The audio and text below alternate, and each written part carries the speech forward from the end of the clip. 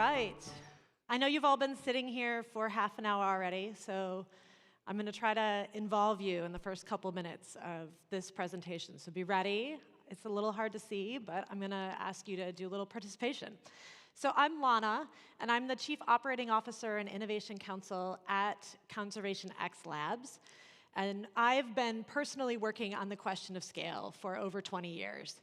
Most of this time was in various parts of the US government, at US Department of Agriculture, at the US Agency for International Development, at an organization called Millennium Challenge Corporation, and then as the Chief Innovation Officer at CARE, which is a large international humanitarian NGO.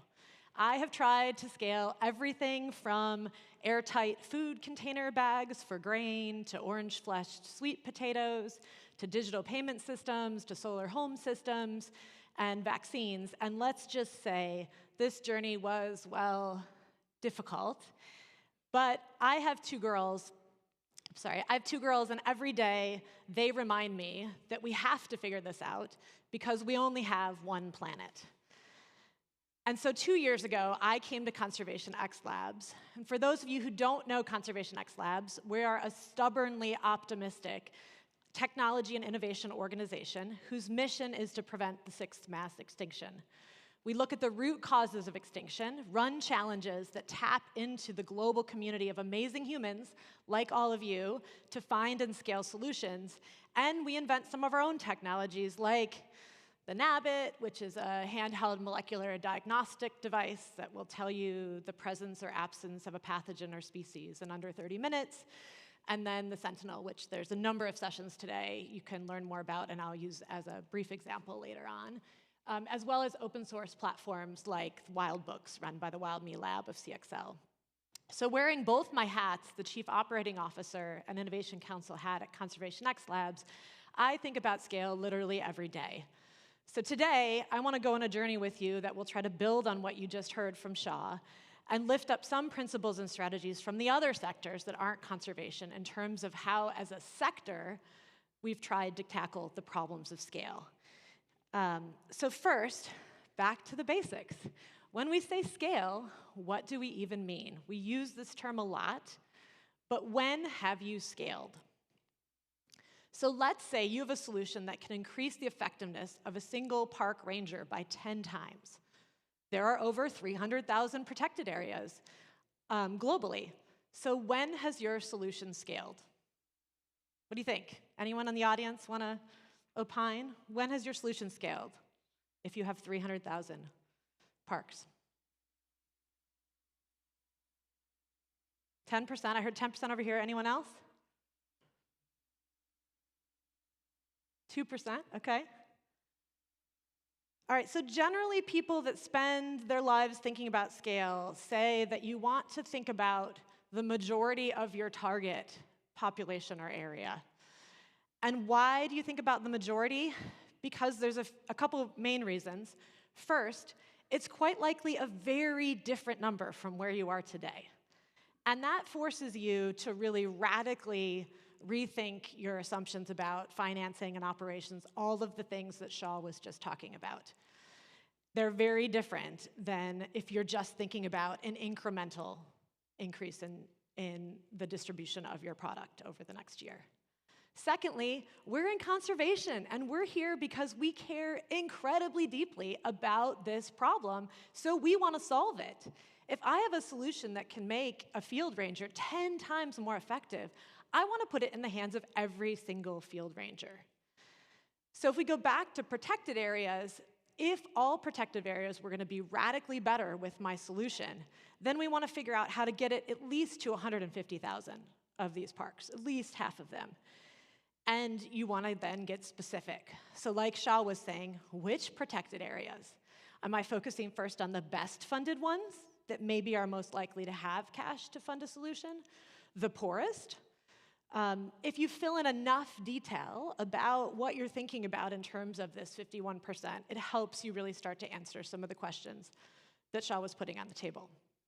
So the first principle is really to make sure that for you, you've defined what that scaling vision is, and you know what that number is that you're using to push your thinking about how you get to scale.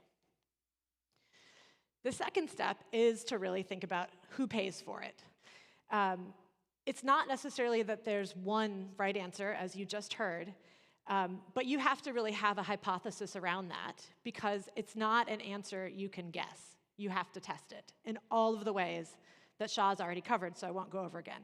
But I do want to hearken to someone who's really brilliant to just remind us that this point about really being clear that what problem your solution solves is really, really important.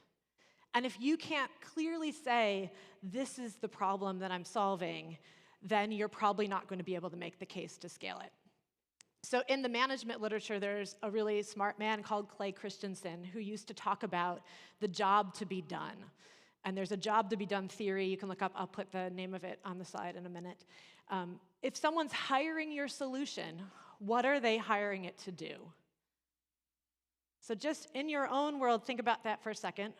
What is the technology you're thinking that's either yours or another one that you know is really powerful that you'd like to see scaled? What problem does it solve? What job is it doing? And then you have to figure out what that means for who might pay for it. So if you can answer what problem you're solving, then you can also figure out who is currently paying for the cost of not having your solution. For example, who's paying for protected area rangers to be 10 times less efficient? Is it the parks themselves who have to hire more rangers? Is it a government who's paying for the park? So let me give you an example to just make this step a little clearer. So when we were thinking about what that wedge case is that Shaw was talking about in terms of this current version of the Sentinel, we thought of the fact that our mission is about extinction. There's a huge percentage of extinctions that are coming from invasive species, and in particular on islands. What's the problem with trying to solve that on islands? Well, there's normally not great cellular communications. They're super hard to get to. And one of the most problematic species is rats. And those little buggers can swim. And they can swim really long distances, and then they can reproduce in the 2 months that it might take you to go out on a helicopter, collect that SD card, take it back, sort through 100,000 images, and figure out there was a rat there 2 months ago. It's too late. And now the $5 to $10 million you paid to eradicate rats from that island is wasted. So the job that this Sentinel can do is to make it possible to think that you can put that $7 million into that rat eradication process and have it endure. And you can't just take our word for it. Our partners, the New Zealand government, put the Sentinel to work to say, we want to see, does it really save us money? Can we integrate this into our systems? And they found that it actually created a 90% cost reduction for them versus what they otherwise were doing, and flying out, getting the SD cards, going back, sorting through them, and then having to go out and deal with a population that has already exploded. So if we know the job that the Sentinel does, then we can know who might pay for it. And if you know that the cost of what they're paying now is X amount, you can figure out the price point by which you don't have to convince someone to pay more money for your solution or to raise additional money in a really cash-strapped conservation environment, because you know they are actually already paying for something that is less optimal. So it gives you a target range to think about the cost parameters you can produce your solution in without needing added money to be injected into the conservation space.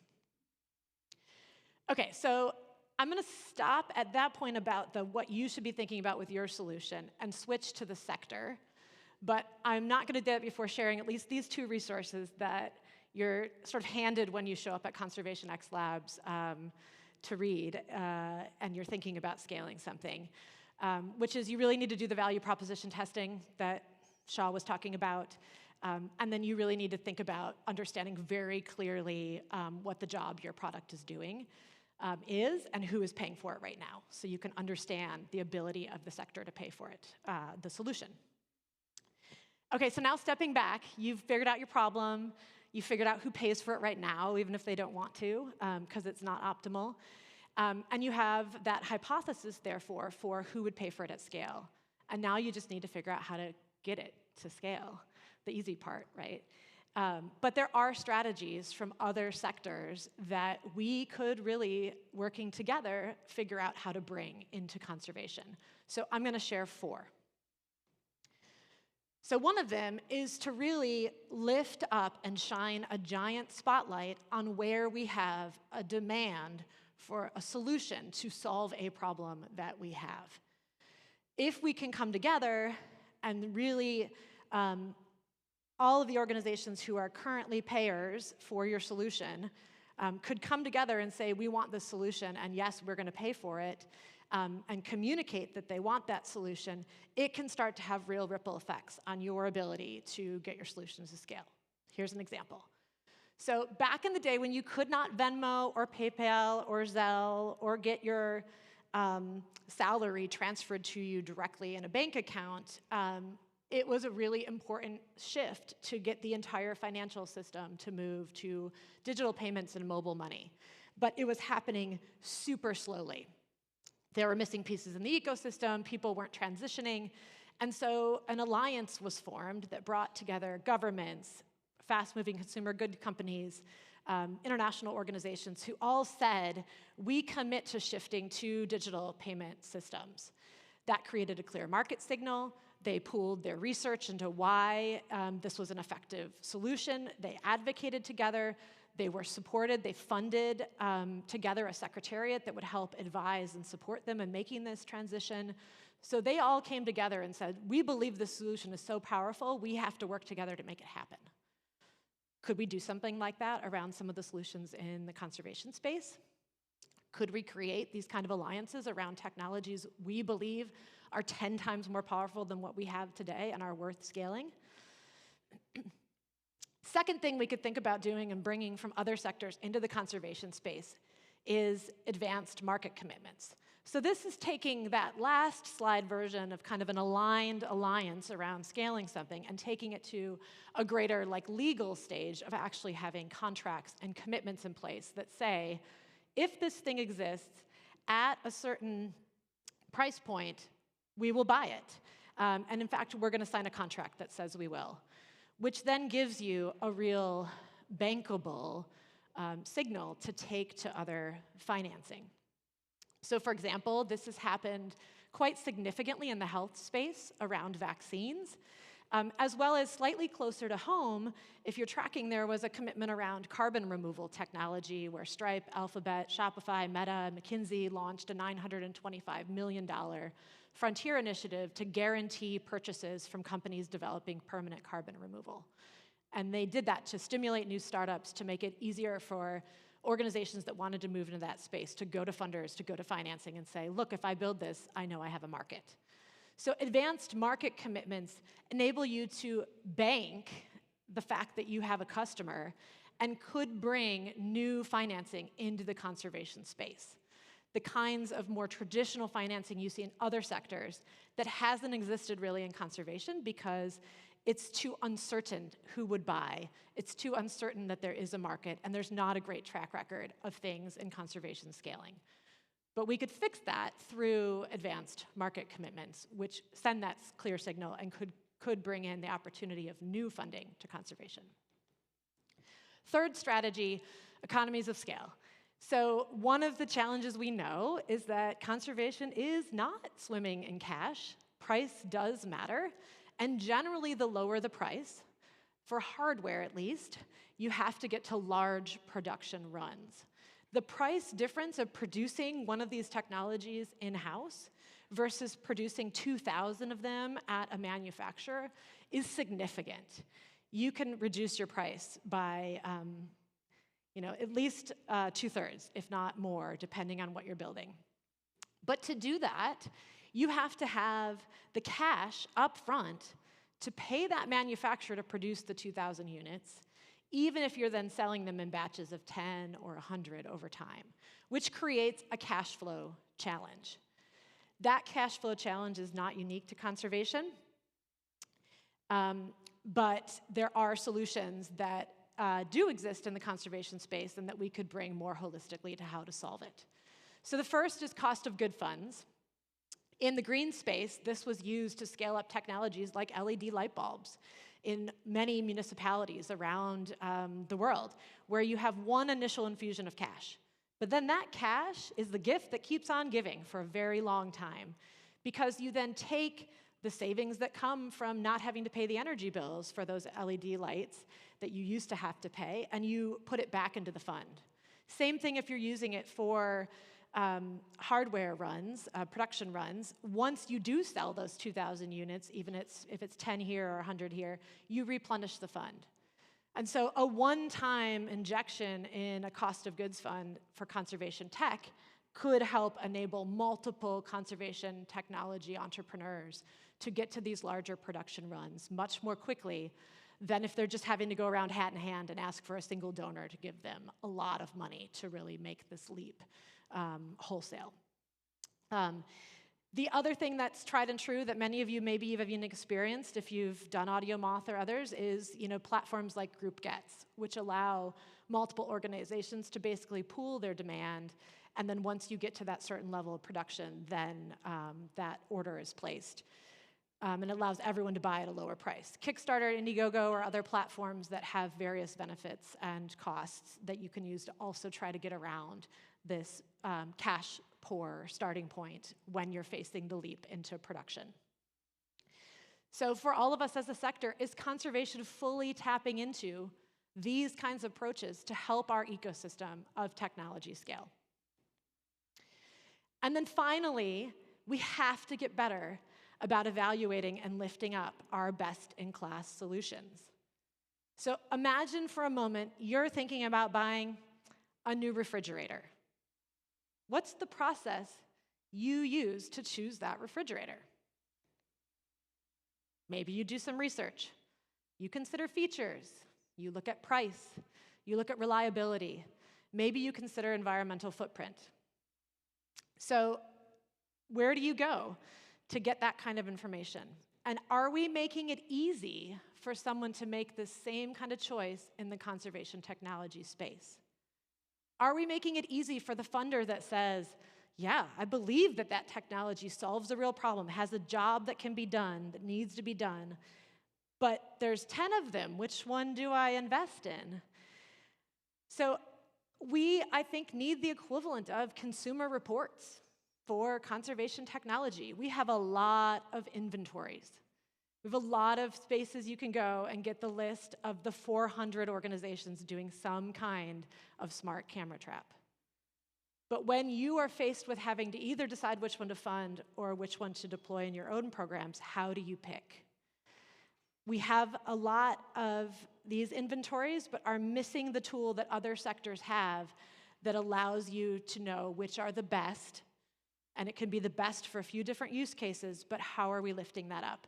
There is an example in the marine technology space that we could build on as a sector, but for conservation generally, we don't have this kind of clear, transparent, that everyone understands how something got picked to be the best, and then what's the kind of bar if they want to beat that technology that they'd have to achieve. And I would argue that looking across other sectors who have managed to build more mature systems to enable things to scale, we need to think about how we get to that kind of tool. So to recap, you need to understand the problem your solution solves and define what your 51% majority of the target looks like. You have to have a clear hypothesis for who will pay that is realistically founded on understanding. It probably has to come from who's already paying for the fact that they don't have your solution. And then for us as a sector, there is a lot we can learn. We can be dissatisfied with the current state of how hard it is to scale conservation technology. And we can come together and bring proven approaches to conservation that have worked in other sectors. These strategies each require that we work together, that we don't just think about the project or research immediately before us, but the larger journey we're on together to end extinction. Together, we can be that powerful force. So here's our call to action. We all feel in a very real way the 700 billion kind of minimum funding gap that exists for conservation every year. Yet we also know that 50%, at least, of global GDP depends on nature. Working together, we can shift the market forces that pull towards the future for our one beautiful planet. And at Conservation X Labs, we say that extinction is our only competitor. We look forward to combining our ideas, our stubborn optimism, our creativity, and our persistence. So let's dare mighty things together and get some of these amazing solutions to scale. Thank you.